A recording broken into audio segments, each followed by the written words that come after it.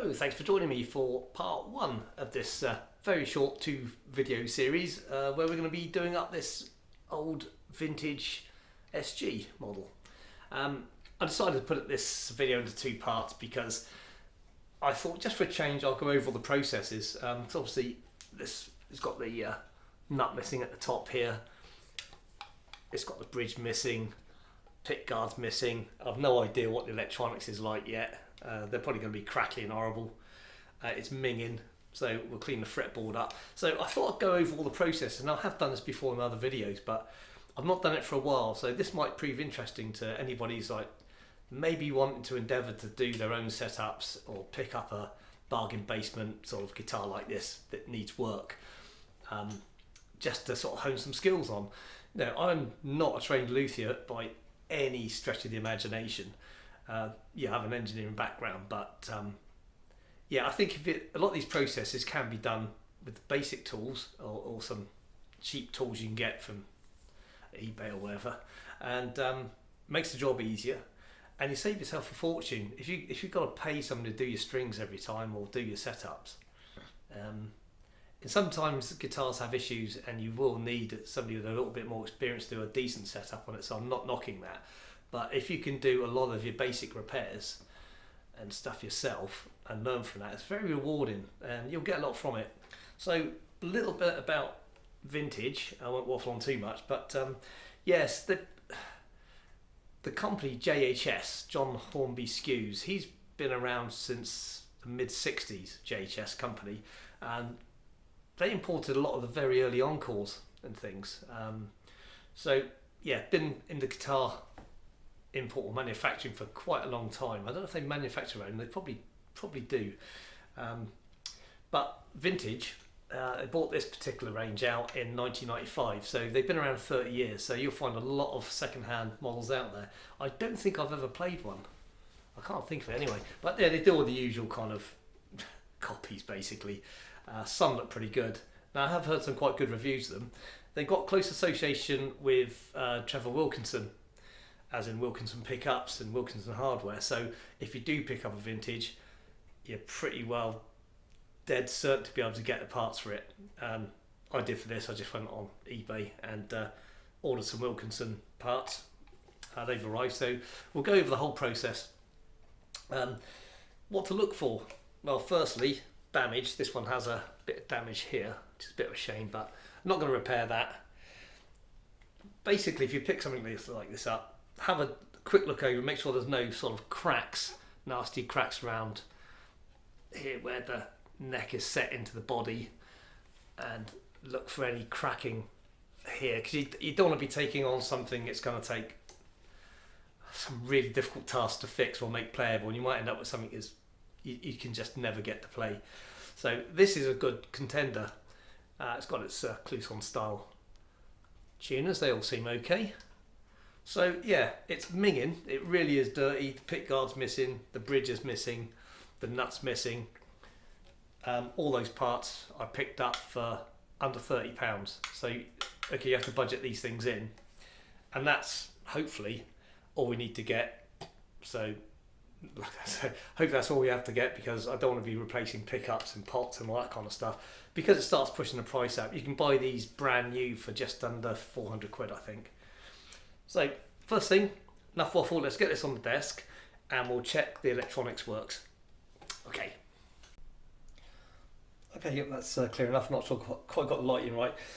Easiest way to check your electronics, you could plug a meter in, but if you don't have a meter, just plug an amp in.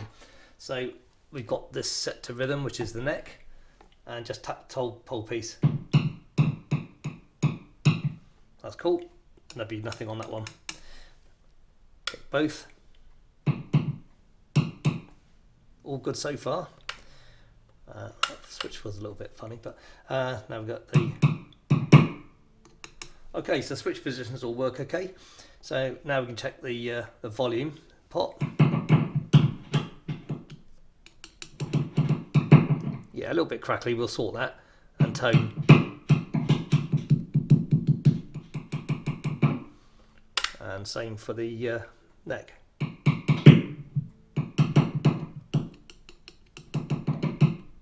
Not too crackly.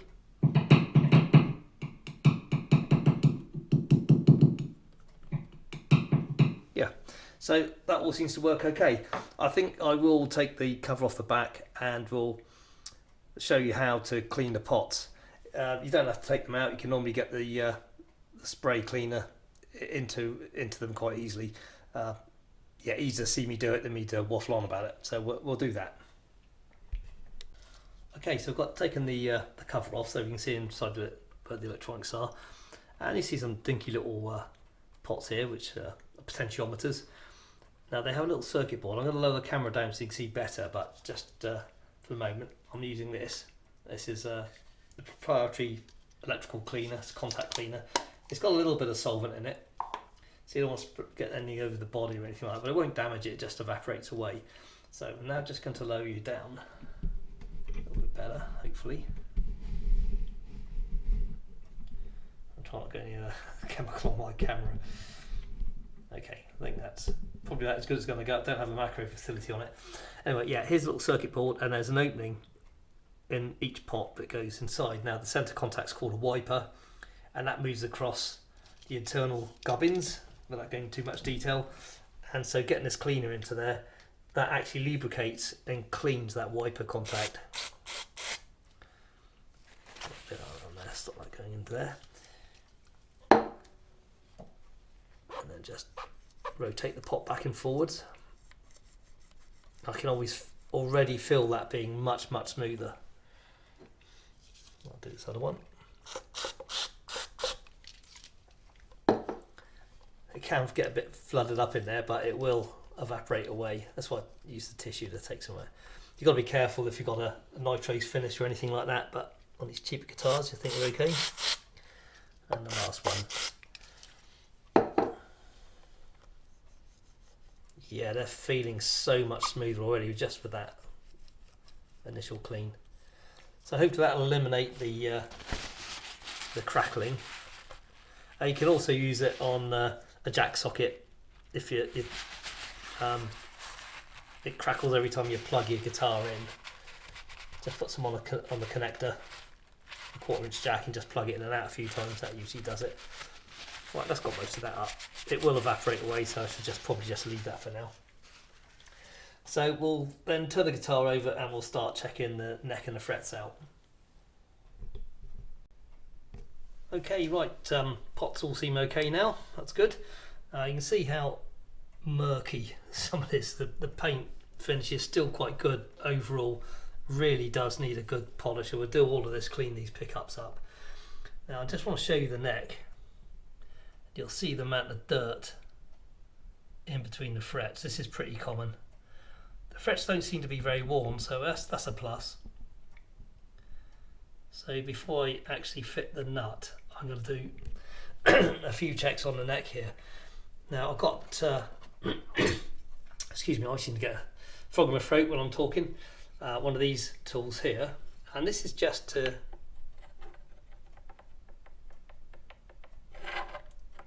check alignment of the frets. It's a little awkward for me because I'm holding the camera as well. I just thought you get a better view like this. Most of them seem pretty good in all fairness. There's the tiniest little bit of rock here and there, so I might just dress those and mark those up, but overall it doesn't seem too bad. Now if the action's at a reasonable height, you probably wouldn't even need to do anything with this, but I like to set the action down around 1 mil, 1.2, something like that. So I think I might do a little bit of dressing on the frets that seem high. Now to get the gunk off, you see this horrible murky stuff in there. I just use a flat blade, I don't know if you can see very well, and you just kind of gently, you'll see that kind of coming up there, so it's not macro camera, so just do that for a little bit just to get the worst off. Some people use a flat Stanley blade, you can use that. Got to be careful that it's not too sharp because it can pick up a bit of the wood and that'll cause a dink, so I just use a flat blade, a blunt one.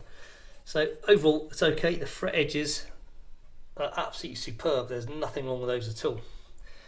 So I think we're just going to clean the fretboard up, and well, actually I'll do the frets first because that does put gunk onto the fretboard. There's a little bit of flattening on some of these, so for the string wear. Okay, right, I'll set up the camera on the stand so you can see what I'm doing, and then we'll just address some of these higher frets. Okay, I'm not sure how well this is going to come out on the camera because, like I say, it's difficult to get, I don't have a macro setting on the camera, so it's quite hard to get it close to where we're looking. Now I've got a few basic tools here. These are protectors for the fret, so this seems to be the worst fret, so I'm just going to do that one. Also got this special file that's for taking off sharp edges on the frets. All fairly cheap tools, all do the job quite nicely. Now I've got two grades of like pumice stone, so all I'm going to do now is just gently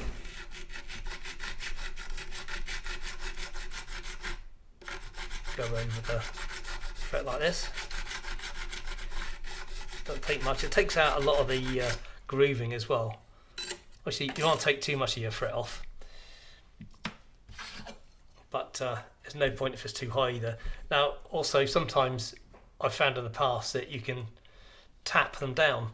I had one guitar that every other fret was high, and that was obviously something in the way the guitar had been put together. So supported the neck on a block with some cushioning and just light taps on the centre of the frets, and that, to be honest, leveled them up pretty well. Oh, there you go, already that's done, perfect. So that took absolutely no effort whatsoever, did it? So I think the others are pretty good. Yeah, there's no point doing that one. So that was a really quick fix. Like I say, these tools are not expensive, and that seems to have done the job there. So next thing is I'm going to polish the frets with just some proprietary metal cleaner, and then we'll clean the fretboard up with some oil. So I'll get the camera back at a different angle so you can see what we're doing. Right, so just going to apply a little bit of this paste. This stuff's great on these kind of metals, and just gently take the tarnish off.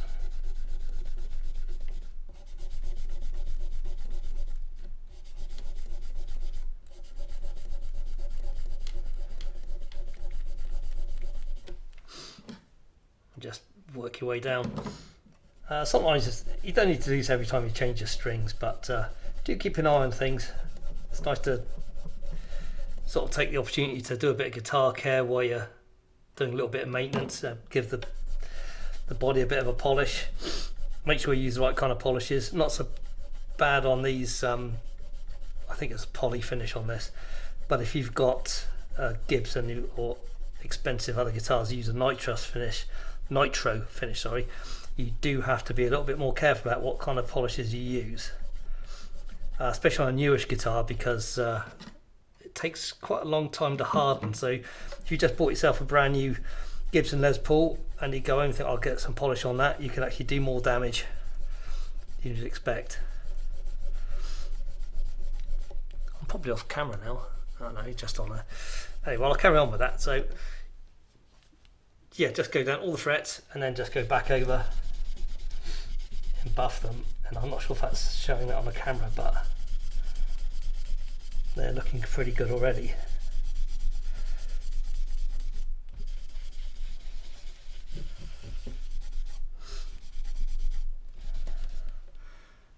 Yeah, difference between that and the lower frets is quite obvious. Okay, so the next thing I'm going to do, what's on there, because I can do a lot of it in slow time, is I favour this sort of Dunlop 65 lemon oil. There's lots of different ones out there. You just find one you like. I use this one because when I bought a Gibson some time ago, they kindly gave me a whole cleaning kit, so that's what I use. So bit of tissue, just spray a bit on, and then just work it into the frets nicely. Now I think there's been two schools of thought with this lemon oil stuff. I think Martin say whatever you do, don't use it on your Martin guitars. Maybe because they're trying to sell their own product, I don't know. Like I say, I'm not a trained luthier. Everybody's got an opinion. I think you just find what you you liking, if it does the job, it does the job. This does feed the grain quite nicely, and hopefully you can see that on the camera how well it's coming up. I mean, we'll do a close-up later on so you can see a difference when it's all finished. A bit more on that. It definitely enriches the wood and it feeds the grain a little bit. If your fretboard dries out too much, your frets can become loose.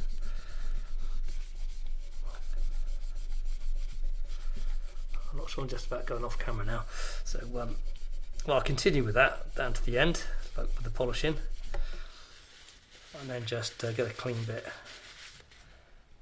and then just rub over, make sure you've got any excess off.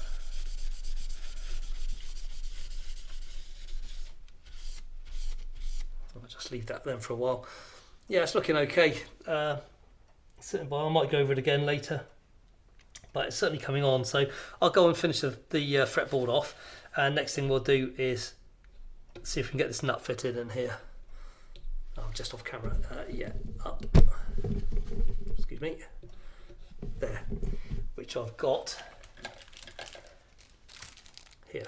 So it might need, actually, while the camera's rolling, screw it, we'll just have a quick look.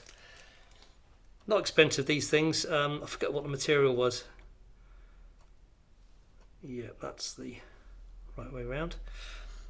It's just a tiniest bit, I'll get my verniers on it, tiniest bit thick. So what I'll do is I'll be shaving this down a little bit by probably just rubbing on a bit of emery board to get it to the right width to fit.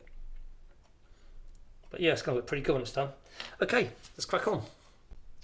Right, yeah, I've polished up the pickups, they've come up okay.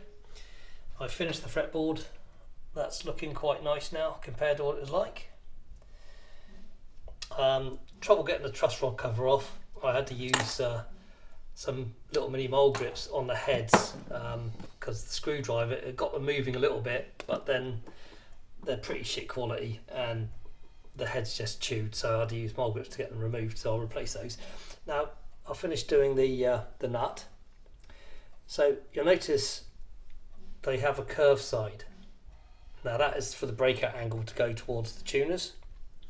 So the side I shaved down was the flat side, and that was just rubbing up and down on some memory cloth, some coarse stuff. Rotating it every now and again, because you tend to press harder on one side than the other, so you want it to shave down flat, not curved. And if you just constantly run it on the one side, you'll find the side you're holding will wear down quicker than the other side. So just a silly little tip, but it does work. And then I just finished it off on some finer emery there, just to clean up. Now it's a good fit. I didn't want it loose, so I'm trying to not use glue. So just get this, I'm trying to do this one-handed, so it does fit. I've had it in there. Okay, yeah, it's going in. There we go, and that is pressed right down into the groove, so it's nice and flat. I check then that the truss rod cover still fits, because sometimes they can overhang a little bit. From eye, that's looking bang on, so I think we're okay on that. Now of course the slots might need a little bit of dressing yet, so I've got some little slot files for that. They're quite cheap. All these tools are fairly cost effective.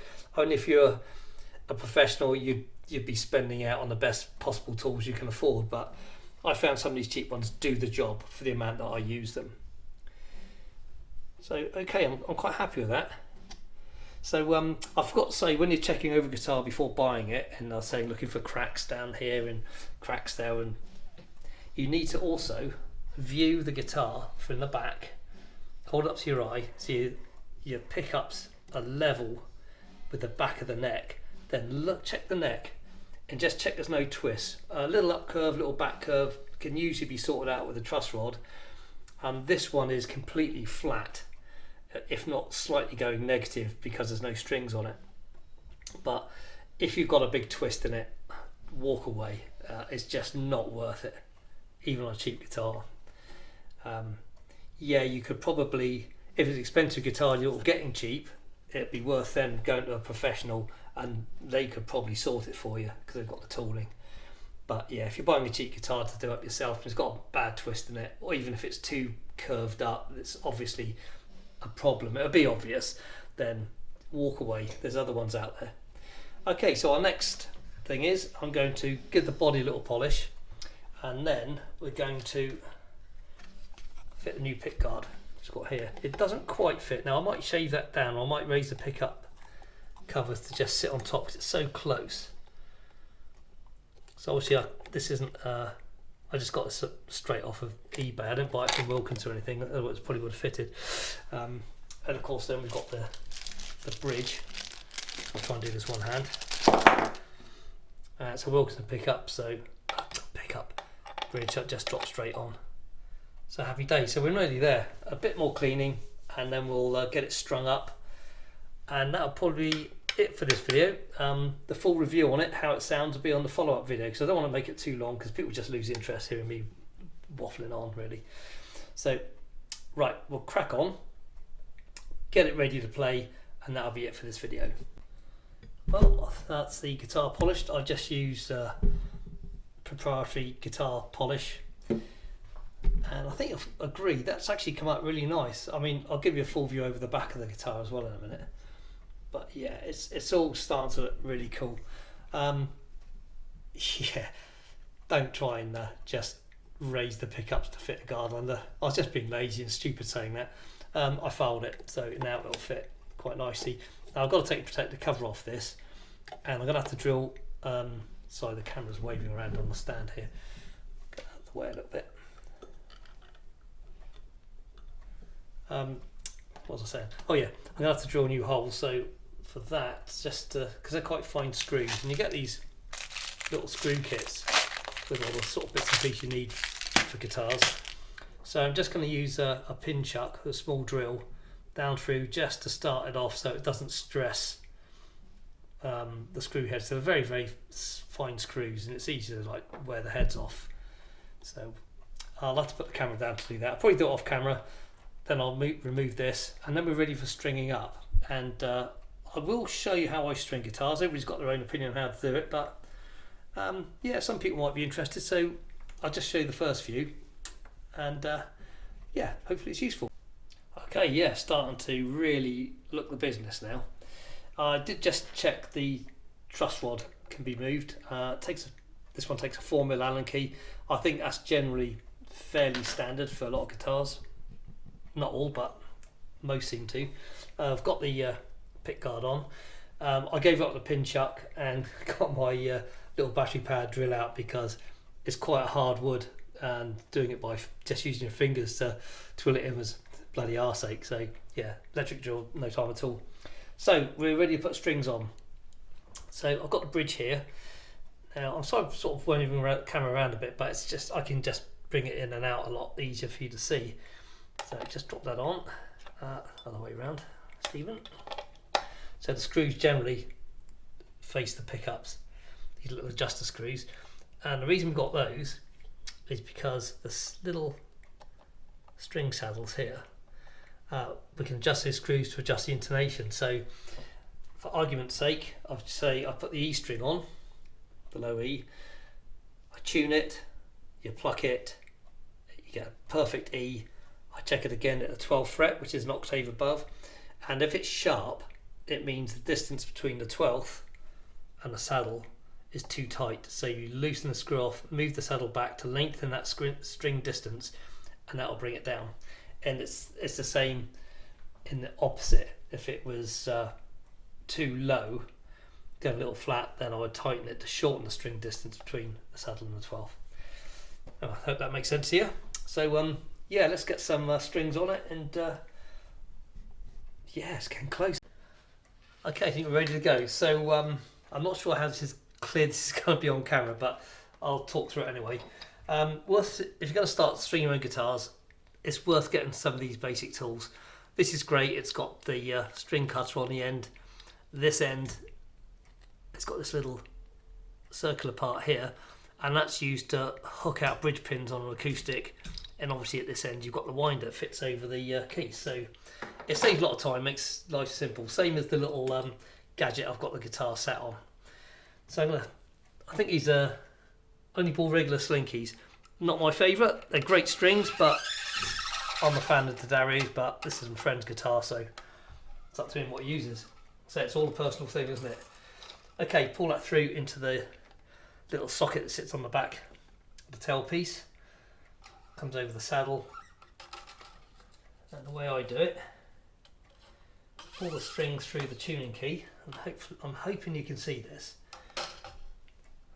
Just going to have a quick look at the.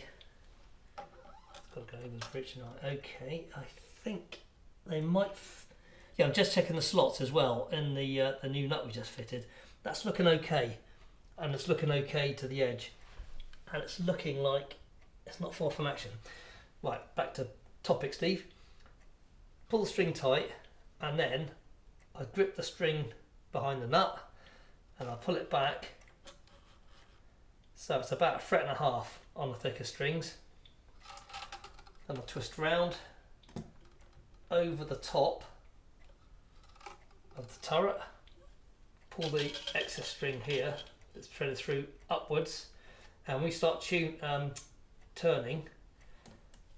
We're going to wind the string now underneath the hole, so that's going to grip the threaded part of the string between the bit that's over the bit that strings over the top and the bit that strings underneath.